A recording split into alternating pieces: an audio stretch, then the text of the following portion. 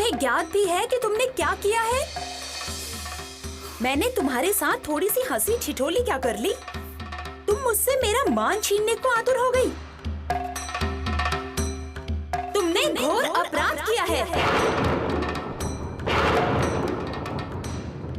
और इसका दंड तुम्हें अवश्य मिलेगा। मैं तुम्हें ये श्राप देती हूँ कि तुम शीघ्र अतिशीघ्र अपना वर्तमान रूप त्याग कर एक वानरी बन जाओ। ना ही तुम्हारा ये दिव्य रूप होगा और ना ही तुम इसका कहीं अन्यथा प्रयोग कर पाओगी। नहीं माते, नहीं, मैंने कोई अनर्थ नहीं किया है माते। वो तो विद्युत और गर्जना से मैं डर गई थी और भोले बाबा की शरण में चली गई थी। कथा गढ़ने की आवश्यकता नहीं है। तुम उनकी शरण में नहीं थी, तुमने उनका आलिंगन किया था। तुम्हारे स्पर्श का अभिप्राय कुछ और ही था।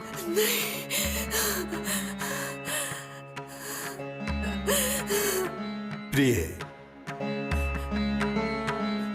कुंजक स्थला सत्य कह रही है।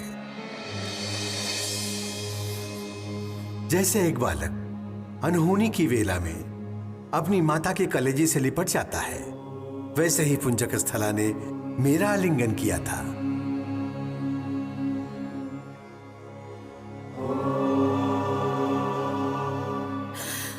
माते, मुझे स्वयं से दूर न करें। जीवा से निकली हुई बात अब वापस नहीं ली जा सकती। इसलिए मैं कहता हूं, उचित और अनुचित का निर्णय शांत मन से लेना चाहिए। परंतु अब क्या अवघड़दानी, मैं आपसे और माता से दूर नहीं होना चाहती। पुंजक स्थला, जीवन एक चक्र है और हमें अपने कर्मों का माप रखते हुए इसका निर्वाह करना पड़ता है। तुम्हारे वानरी जीवन का भी उद्देश्य है, इसलिए तुम प्रसन्नता से उसे स्वीकार करो। और पुंजक स्थला, ये सत्य जानने के बाद मैं तुम्हें आशीर्वाद के रूप में तुम्हारा जीवन साथी प्रदान करती हूँ। तुम वानरराज केसरी की रानी अंजनी के रूप में जानी जाओगी। और मैं तुम्हें आशीर्वाद देता हूं, मेरा स्वरूप तुम्हारे गर्भ से जन्म लेगा।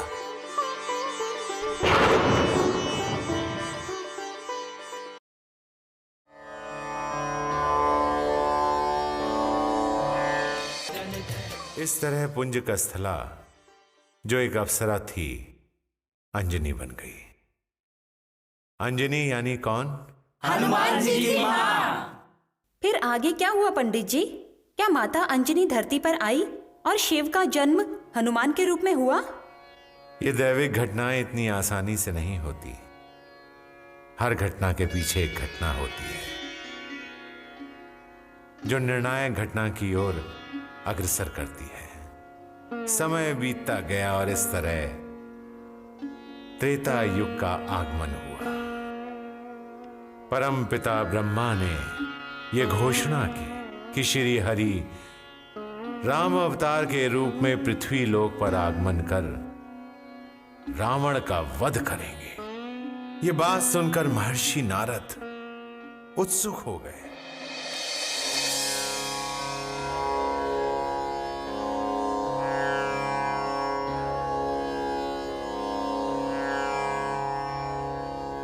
देवी, क्या बात है? आज आप किसी गहन विचार में डूबी दिखाई देती हैं। क्या समस्या है? प्रभु, आपके समीप रहते किसी को क्या समस्या हो सकती है? बस मैं तो ये सोच रही थी कि शीघ्र ही त्रेता युग का आरंभ होने वाला है और आप मृत्यु लोक में राम के रूप में अवतार लेने वाले हैं। आप जो सोच रही हैं शीघ्र ही सत्य होने वाला है। मृत्यु लोक पर शीघ्र ही राम राज्य आने वाला है। नारायण नारायण। प्रणाम प्रभु। प्रणाम माते। नारायण नारायण। अरे महर्षि जी, आप? क्षमा चाहता हूँ प्रभु, किंतु भविष्य की चिंता ने मुझे आपके दर्शन करने के लिए विवश कर दिया। जैसे ही मुझे ये ज्ञात हुआ कि आप त्रेता युग में भगवान राम का अवतार लेने वाले हैं, वैसे ही मेरे मन में ये चिंता उठी कि अब शेषनाग का क्या होगा।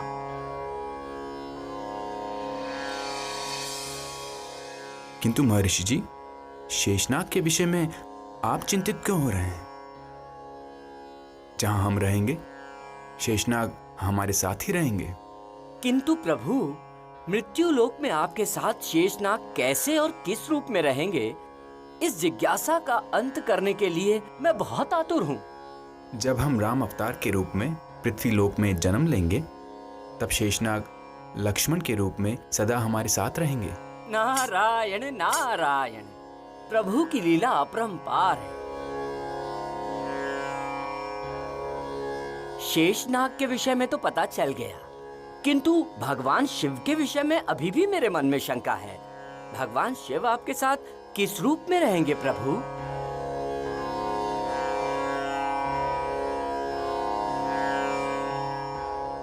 आप शांत क्यों हो गए प्रभु?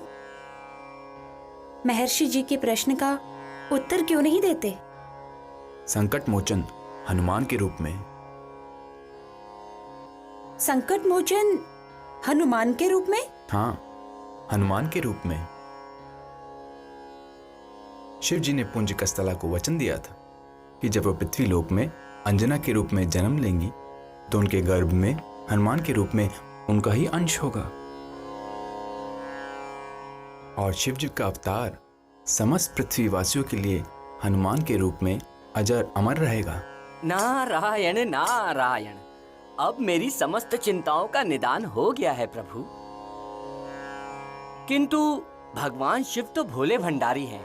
कदाचित वो अपना वचन भूल गए हैं। उन्हें पुंज कस्तला को दिया गया वचन किस तरह याद दिलाया जाए प्रभु?